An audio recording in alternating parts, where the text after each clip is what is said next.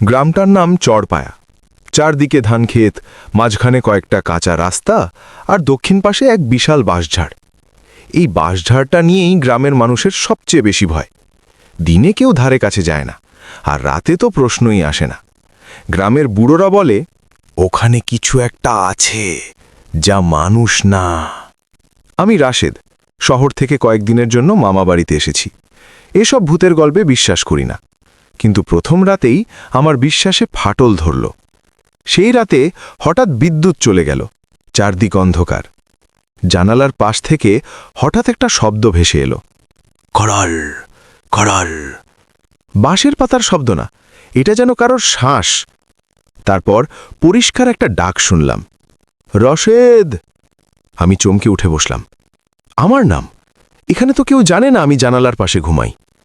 ভয়ে গলা শুকিয়ে গেল। দরজা খুলে মামাকে ডাকতে যাব, ঠিক তখনই আবার, রাশেদ, আয়। কণ্ঠটা নারীর, কিন্তু অস্বাভাবিকভাবে ঠান্ডা। আমি জানালার ফাঁক দিয়ে তাকালাম। চাঁদের আলোয় দেখলাম বাঁশ।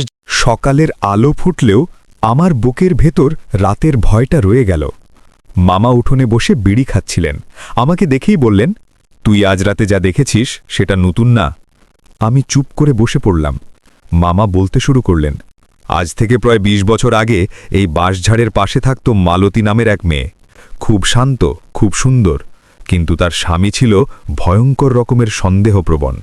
একদিন গভীর রাতে গ্রামের লোকজন চিৎকার শুনেছিল, কিন্তু কেউ এগিয়ে যায়নি। সকালে দেখা গেল বাঁশঝাড়ের ভেতর বাঁশের সঙ্গে মালতীর ঝুলন্ত লাশ। তার চোখ দুটো খোলা ছিল, মুখে যেন অভিযোগ। মামার কণ্ঠ ভারী হয়ে এলো।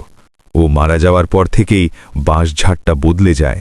রাতে নারীর কান্না, ডাক, আর সবচেয়ে ভয়ঙ্কর কথা কি জানিস?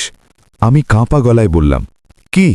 ও শুধু শহর থেকে আসা ছেলেদেরই ডাকে। আমার বুক ঢক করে উঠল। ঠিক তখন পাশের বাড়ির চাচা দৌড়ে এলেন। রাশেদ কোথায়, রাশেদ?